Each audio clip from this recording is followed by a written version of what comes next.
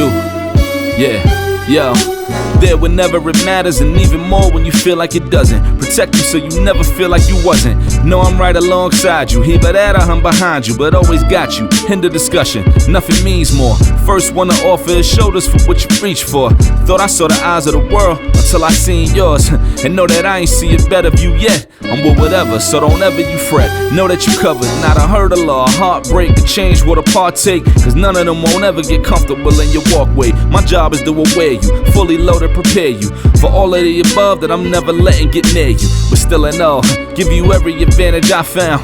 Couldn't find a better fit for them, along with my crown. And since the baton was passed, I've been down. Cause failing's not an option, and dad is not a noun, not at all.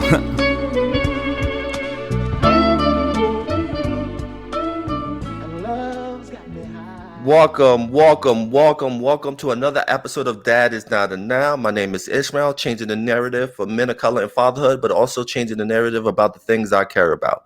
And today, what I care about is this guest that I have on today. I'm going to let this brother introduce himself because this brother's amazing. He's dope. He's going to share our stories with us. Brother, how you doing? Tell the people who you are. And my second question is, how's your heart? Hi guys, thanks for having me on the show, brother. My name is Somto Ajuluchukwu, and I work with a company called Vortex. We make comic books and cartoons which are based off African stories. And I'm just excited to be here. You said I should tell you about what I do in my heart. How's your heart? Because often as Black men, we're sometimes we have a struggle of being vulnerable and showing our true feelings and how we feeling. So how's your heart? How is my heart? I've never been asked that question before. I would say I'm in different places right now. I'm excited. At the same time, I'm very nervous. I'm very nervous. I'm containing a lot of fear at the same time,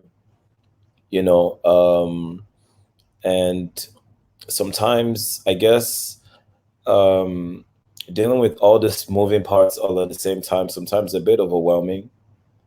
So sometimes I need to, like yesterday, I just need to take a break and chill. And it's just been a series of things happening. I do horse riding, so my knee got sprained. And it's in the middle of my Kickstarter, so I can't move. I'm doing everything on my laptop. And early in the morning, they woke me up, and then I look at my car, which I parked outside, and I find out that it's been bashed senseless. And I'm like, whoa, what's happening? And it's just like been a week of extreme craziness. But in between that, there's been a whole lot of blessings, So I'm just like trying to just wrap my head around it all. And that's good to know, man. I like that importance of giving ourselves grace periods, because sometimes, in our journey, we do have valleys and peaks. They go high and low, but having that grace period is important. But yeah, just talk about that importance of having that grace period for yourself to just recuperate, to regenerate, and put you into that path of where you're going in your journey. Exactly. So I guess with the things that is happening, it's taught me about looking around me. That's one thing Kickstarter's taught me about, like doing this whole process, especially with everything going on. It's taught me about just how, people around you are really the lights that shines upon you, for your growth. Because, I've been having a lot of conversations, and it's just been amazing. The outreach and positive impacts that, as much as we thought we could leverage on our community, I found out that also leveraging in on my family and talking to them about what I do and, talking to people I haven't talked to in a while, that's that reconnection. It's been really beautiful and opening even new things and new conversations. And, that's a flip side personally. But also just, seeing everything happening and just like taking a break, playing video games, and just not putting your mind on it, because you can only take it one step at a time. You can only do what you can, you know, and sometimes we don't give ourselves a break, you know, and sometimes the time you take to, you know, heal and just like take a step back gives you more speed to even run the race you're trying to run, you know. So I'm just waiting for my knee to get better. Yeah. That's good, brother. And then talk Yeah. about family, and sometimes family keeps you grounded. Like talk about your family, talk about your father. Um, are you close to your father? What's your relationship with your father like? Um, my relationship with my father was, I mean, it was beautiful while that lasted. You know, I was a young man when my father passed away. And so I didn't have much of that experience growing up. But I found a translation of fatherhood through my elder brother, you know, who literally has always been there, you know, and, you know, shared in my dreams and shared in my ambition. And you know, you know, I've seen that relationship transcend through that. So I'm appreciative of that experience. But for what I can remember, you know, I remember him being very, you know, just there. Right. You know, God was always there, you know, in different moments of my life as a 7 year old, the 7 years that I knew him as a kid, you know, that much I can remember. Um, but, you know, even in that experience of growing up without a father, you know, it's a really tough experience in itself. And um, it really does even um, reconfigure your mental, your mind on how you think about fatherhood and your anticipation to even want to be a dad. You know, it really recalibrates your mind, especially when it happens at such an early stage. You know, your perspective differs. Um, so I'd say it's been sometimes tough, you know, but at the same time, it also gives me. I found a lot of.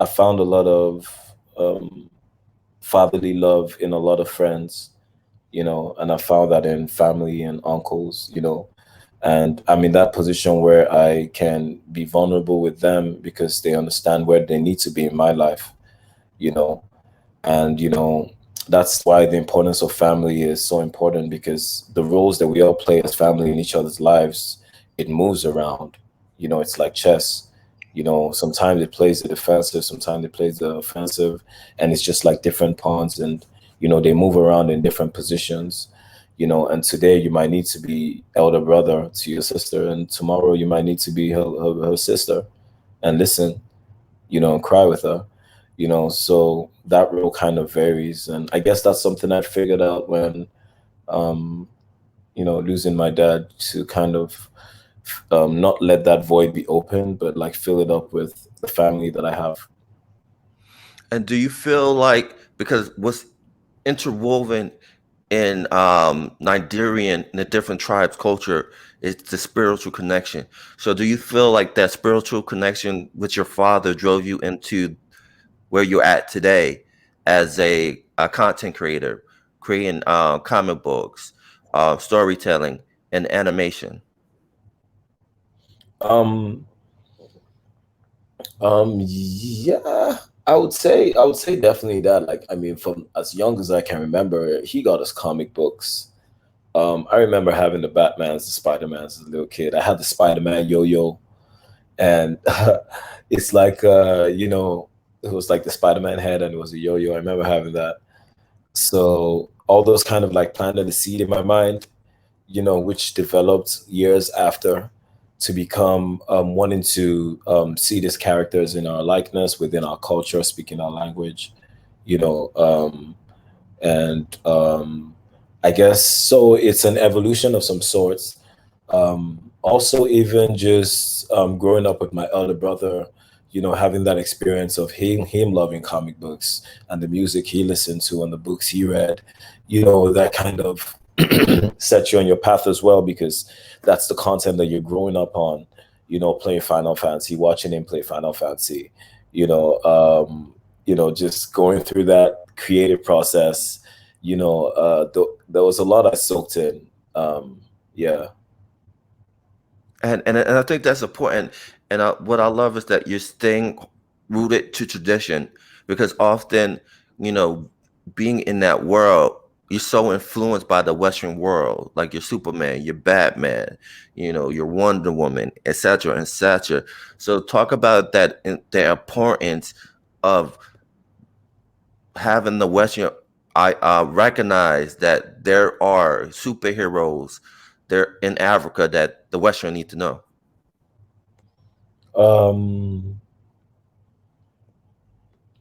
Sorry, can you say that again? You kept cracking. Okay, can you? All right. Often when you like get into the comic book world and the superheroes, most of the time you're influenced by the Western ideology of what a superhero. So, as a Yes. content creator, as a storyteller, why is it so Yeah. vital to tell the African story? Because first and foremost, it's a story that we're living. Um, the African story is a story that I see every day. Um, it's in the things that my grandmother believes in. It's in her memories that she tells us by dinner time. It's in the the artworks that are in little museums, or the carvings that we have in our houses. You know, it's just in the history of things. In the language, in the poetry. In the quotes, the proverbs. All these things kind of generate. They're things that we grow around. And when watching cartoons, you just kind of feel a void when you watch it, because there's a disconnect. Because it's entertaining, but when you're someone of imagination, you begin to see beyond what you're watching, and you want to see other things. And I guess that's really what inspires me to create. And it's not just to create it for us, but to create it for the world and make them understand that it's for them as well. And that's why we believe in exporting African culture, and that's our mantra, to export it, and not just to have it within us, but to take it out to the world. We want it to be as popular as Chinese food. You know, um, you the way you think about Thor, we want you to think about Shango. Want you to think about Shango. What you think about, you want to think about Obatala. We want you to reverence these gods and see them in action packed, films, which still carry the essence of of storytelling and culture, and language and music and dance, and encompass all those elements. We want to use cartoons to address social issues. We want to use cartoons to narrate, tell things that have to discuss our pain, to discuss our history, to address things that we cannot say um, in person, because people, you could be at risk of becoming a target. So just that freedom of expression, that we can get from art. Those are reasons that the African story is important, and the only story that we're telling. And I think that's important, because I'm going to throw you a alley-oop with this one, because right now you have a Kickstarter running, and often we have a disconnect with nature. Yeah. So talk about the importance of this Kickstarter, this animation Black Rain, the significance Yeah. of it. Thanks, man. Black Rain is Black Rain is a story of a water planet called ESAN in the Ogoni galaxy in this spirit fiction world. And these people are water people. They get their livelihood from deep sea farming and fishing and water trading. um, and the Bell conglomerate, which happens to be a gigantic planet. you know um, it's a gigantic spaceship the size of a planet that just moves around the galaxy and then just stops and drains planets of their resources. So the exoplanet is under siege, and during this process, we're seeing all this carnage and all this trauma happen through the eyes of Bobini. So it's an Afro-futuristic drama, which is inspired heavily from the events in the Niger Delta, which is a part in Nigeria, which is the one of the most oil-rich places in the world. That's where all the oil is pumped from. But the environment and the state of living of those people it has been compared on the Al Jazeera to the Hiroshima. You know, Imagine the kind of devastation you have to do to the environment for it to be compared to a nuclear blast. It's it's a really dire situation over there. And we just thought to share their story and put out their pain to the world and have people key into a powerful story that's entertaining, but also captivating and also motivating, for you to look around you, and, still have cartoons that make you feel something that's real, something that's current, something that's present, and not just something you escape into. Yeah, man, and it's powerful stuff. And I appreciate you, like, just coming on the show, sharing your story, being transparent, because that's the one thing as men of color we are trying to do that now. I wish like the elders taught that to us when we were younger, and now we're kind of the elders. It's our mission to let the kids know it's okay to say I'm not good. I'm going through it. But also the most important thing is take ownership of your story, because at the end of the day we're all storytellers, and we Yeah, have to have ownership of our own stories. So, brother, yeah. I am truly honored and blessed to have you on. Thank you. Before we end this show, tell people how they can find you, and also the link for the Kickstarter, because as well as the links, it's going to be in the description below. Go ahead, brother. Okay. Thank you guys for listening. Thank you for joining us. My name is Somto Ajuluchukwu, and Black Rain is a really important project, and it's a really amazing story and universe that we're building. Basically, it's Star Wars meets Pocahontas, and we really want you to be part of it. We have so many amazing rewards, from custom sticker packs, in your design, to sticker packs from the project itself. We have exclusive comic books. We're giving you signed comic books.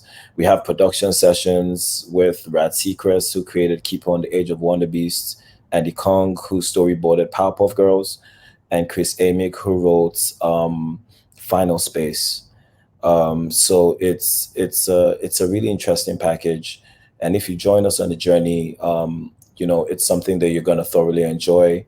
We have tiers that are really spread apart, that encourage everybody to be part of our community, and we're excited to have you join us. To find the project on Kickstarter, you can easily just go on Kickstarter and search for Black Rain. Will be the first thing to pop up. Or you can go on kickstarter.com/project/Black Rain. You should find that as well. We're excited. If you want to follow us on Instagram, it's at VX Animation, and we have all the information giving you feeds on Black Rain as well. Or you can go to the bio behind the video and click on the link. We really appreciate you guys, and we love you for the support. Thanks. Yeah, thank you. And you want to cue up the trailer? Oh yeah. Go for it, brother. Cue it up, brother. Oh, I can press play. No, I'll press play, but just cue it up. Say, hey, everybody. Just say, hey, Here is the trailer for Black Rain. Oh, hey guys, this is the trailer for Black Rain. Hope you enjoy it.